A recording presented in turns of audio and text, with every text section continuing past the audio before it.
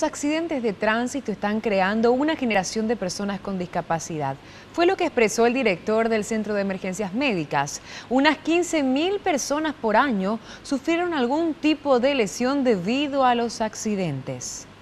Los accidentes de tránsito se han convertido en la primera causa de muerte a nivel nacional. En solo 5 años se han registrado más de 75.000 casos, 2.000 fallecimientos y casi 500 personas que han quedado en estado vegetal. La responsabilidad de esta epidemia, según el director de Emergencias Médicas Aníbal Filártiga, corresponde al Estado, a la ciudadanía y a los controles ineficientes. La responsabilidad del Estado, que debe alguna vez saldar una gran cuenta que tiene con la ciudadanía, que es la falta de un transporte público decente. Los controles, que es otro hito, no se cumplen. Nadie le controla a nadie, acá cada uno hace lo que quiere.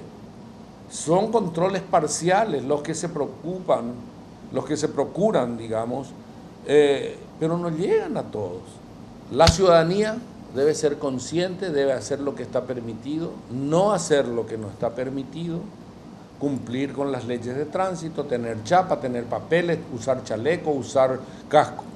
Según los datos estadísticos, en el 2014 se registraron 15.700 accidentes de tránsito, de los cuales el 70% corresponden a motocicletas. El rango de edad varía entre los 15 y los 45 años, el tiempo de mayor productividad económica de una persona. Al menos unos 400 individuos mueren por año por este motivo, y unas 100 quedan en estado vegetativo y varias cientos con lesiones irreparables. Filártiga expresó que se dio una reducción con respecto al 2013, aunque esto no respondería a una buena campaña de concienciación. A mi criterio fortuito, no cambiaron las condiciones de control, no cambiaron las condiciones de otorgamiento de habilitaciones, no mejoró el número de motos o de autos con chapa. Es decir, todo sigue igual. ¿Por qué pensaríamos que hay más conciencia? Y decidimos comparar estas estadísticas con la opinión de conductores, tanto de automóviles como de motociclistas, para saber cuáles son los principales problemas a la hora de conducir sus vehículos. El señalero, cuando uno se da la vuelta, no me aprende.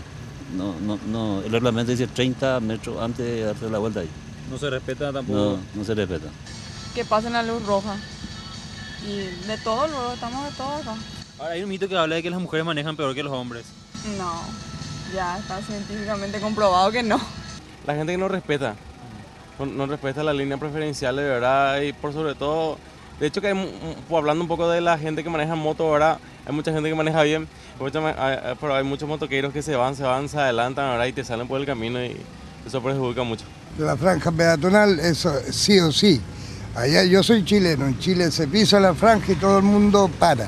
Finalmente, Filártiga afirmó que durante 2013 se consultaba a quienes llegaban a emergencias médicas luego de accidentes de motocicletas si es que utilizaban los cascos al momento del impacto. Solo el 16% respondió que sí tenía casco.